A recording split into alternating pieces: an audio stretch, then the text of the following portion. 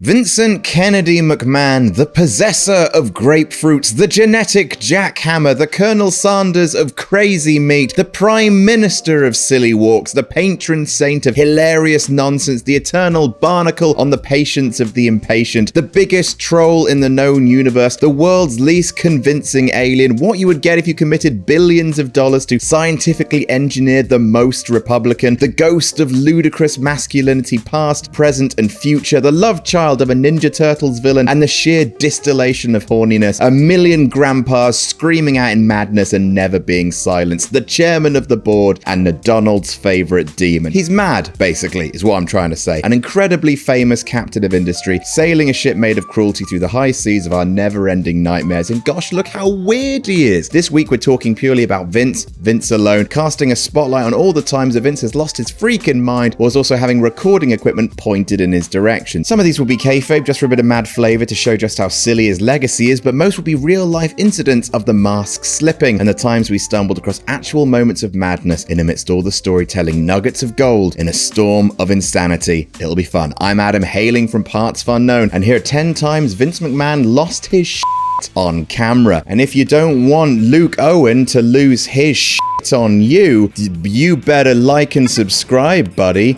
He's a loose cannon, and we can only hold him back so much. Number 10, DX breaks the limo. Okay, we'll start with kayfabe and one of Vince's lesser known freakouts, but also possibly his funniest. The 2006 reunion of DX was moderately bad. It had some fun moments, like when quadruple HBK dressed up as Vince and Shane like they were on their way to the world's sweatiest convention, but most of it was just an over-reliance on how funny the word cock was. Some stuff featured poop, and just a whole load of the Big Show's whole ass. But this moment is wonderful. On the August 21st episode of Raw in 2006, DX daubed their logo on Titan Towers, which already made Vince a very sad corporate panda, but right at the end of the episode, DX rigged the chairman's limo to fall apart, the back wheels snapping off as they drove away, leading to a gut-busting few minutes of Vince grabbing his head and just wailing into the night air. Wah! Wah! Like the Penguin, but slightly less in touch with the common man. He almost kills his limo driver, kicks the car over and over, all while yelling and yelling. I just love it. Number 9, Vince and Titus. Okay, that's our bit of fun out of the way. Let's look at some real life lack of composure now. One of the most awkward wrestling moments in recent memory. February 8th, 2016's episode of Raw should have gone down in history as a somber and bittersweet celebration of Daniel Bryan, where he shoot retired over health concerns, shedding tears, swelling emotions, and driving the word grateful right into our collective heart. It should have been, but instead wrestling fans remember it as the episode where Vince and Titus O'Neil come to blows live on camera over the world's silliest argument. It makes zero sense from anyone's perspective. Vince and his family are walking to the back through a sea of emotional wrestlers. Emotions are running very high when Titus O'Neil reaches out and grabs Vince by the arm, with the reason being, so the story goes, so that Vince could let Stephanie go first, chivalry and all that. Vince is an emotional chap, more so than most, and the grab snaps him out of a maudlin fugue state and right into his fight or flight response, and Vince has no flight response. He shoves Titus with all his might in front of an arena full of fans and promptly suspends him for 30 days. It's all so weird. Why did any of this happen? Don't cross the boss, I guess. Number 8, Vince doesn't like guns. Another moment of worked craziness from Vince, and another one lost in people's memories, primarily because it comes from a time before the character of Mr. McMahon and Vince's rapid plummet into the depths of wicked panto chicken realness. Instead, this is a moment from way back in 1985 on an episode of Tuesday Night Titans, WWE's incredibly silly talk show full of cartoonish character segments and Vince interviewing wrestlers with the help of Lord Alfred Hayes, aka What Would Have Happened If Bobby Heenan Had Been Raised in Downton Abbey. TNT was like Knowing Me, Knowing You with Alan Partridge, but for wrestling, all the way down to a moment of a gun misfiring. The episode we're talking about is the TNT that aired February 28th, 1985, and it's already a weird show. Vince interviews female referee Rita Marie, the woman who would later leave the company and make very serious allegations against Vince himself. Later in the ep, Vince would then interview Dr. D. David Schultz about the infamous moment he slapped John Stossel on camera for another segment where Schultz shows Vince his collection of guns, one of which goes off and Vince absolutely loses his mind, just shouting, "You stupid idiot," over and over, and it's the first glimpse of crazy Vince. and it's wonderful. Number 7, On the Record with Bob Costas. You know what Vince is super good at? Taking criticism. He's an absolute master of just letting his tension and frustration roll right off his back and creating a calm and peaceful environment for calm and reasoned debate. Not a single word of that is true, of course, as you know if you've ever seen Vince get grilled in an interview, and we have a perfect trilogy for you right here. First up, Vince's appearance on Bob Costas' On the Record in 2001, and it's a fist-in-the-mouth, bum-clenchingly awkward interview where Bob talks to Vince about the failure of the XFL and the controversial Trish barks like a dog segment. Bob interrupts Vince a few times, which is up there with flicking a lion in the eye in terms of good ideas, and Vince gets noticeably pissed, leaning forward in his chair, jabbing a finger in Bob's face, even doing a not at all veiled stand-up routine about how this was the Bob Costas Interrupt program. A thick vein of tension runs throughout the entire segment, with Vince upping the ante and professing to be having fun, all while staying right up in Bob's grill, ending on a handshake with so much macho squeezing behind it that Bob Costas actually briefly stops speaking mid-sentence. That's how much Vince is trying to break his hand. He's a big old weirdo. Number 6, Vince does a JR. Why does Vince hate Jim Ross so much? Maybe he doesn't hate him. Maybe he actually loves him, and this is how Vince shows his love, like Big Daddy Psycho. From shifting JR's brand live on TV without telling him, to the Dr. Heine nonsense, to just straight up repeatedly firing the man. It's such a weird relationship the two men had, where one just did his job and the other one was repeatedly a massive wang to him at each and every opportunity. The worst of which being a segment Vince shared with Hornswoggle, his former son lest we forget, on an episode of Raw June 11th, 2012. I guess losing his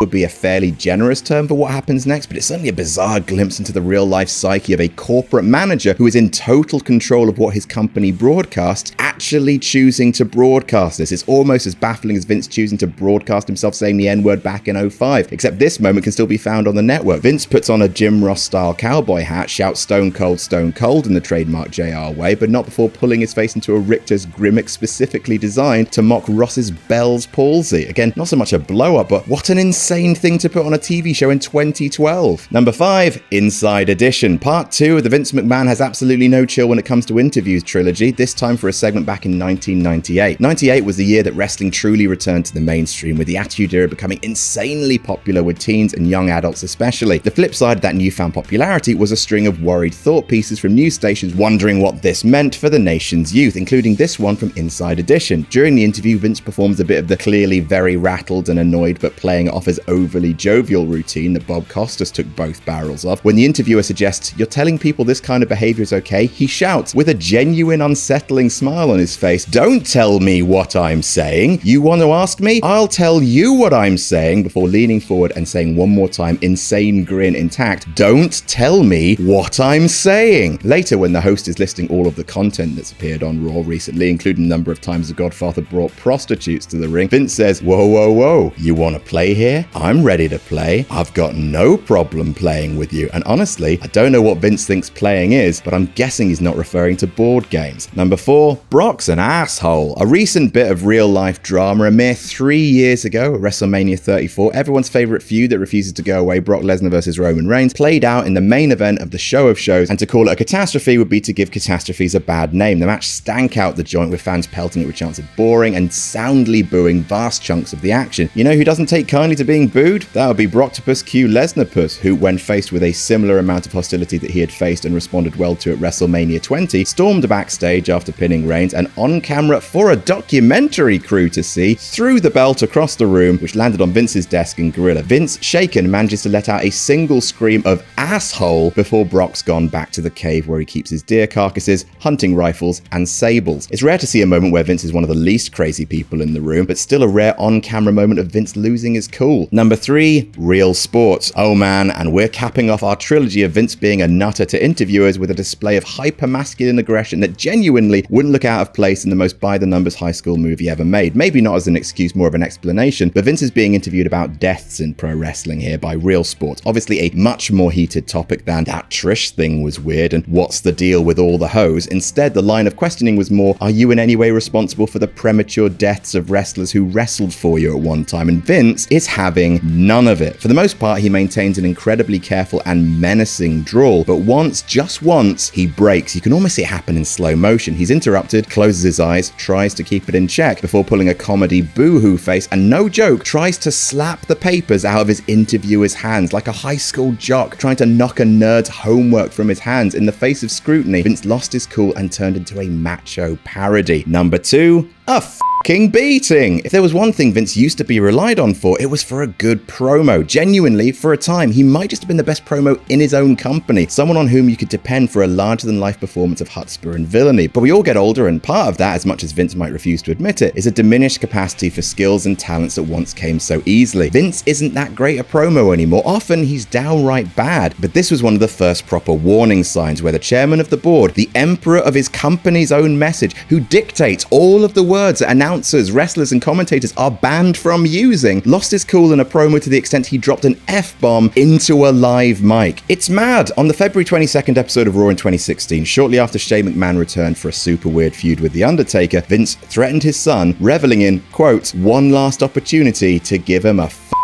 beating. Jesus, Vince, you potty mouth. Brad Maddox got canned for calling the fans cocky pricks during a dark segment. You just raised the stakes. And number 1, the 2005 Royal Rumble. Ah yes, the moment you all came to see, where Vince lost his cool so much that he fired his own legs. It's an overtold story, so we'll keep it brief. Cena and Batista botched the finish to the Rumble, went out at the same time. Vince got ticked off about that, stormed down to the ring, hurled his jacket to the ground, and he ran in ready for an impromptu bit of in-the-moment crisis management, but blew out both his quads sliding into the ring and just had to sit on the ring canvas in a tremendous storm of anger and pain, like a concert goer who'd just been told that the Eagles were not in fact coming out for an encore. The audacity. A total implosion of mind, body, and soul from one of the maddest to ever do it. Vince, never change. Unless you can, in which case, do so. And that's our list. What's your favorite Vince McMahon is a massive crazy person moment? Let us know in the comments. Don't forget to like and share this video around if you enjoyed it, and make sure you subscribe to PartsFUNknown for more silly wrestling content. Jam that jam.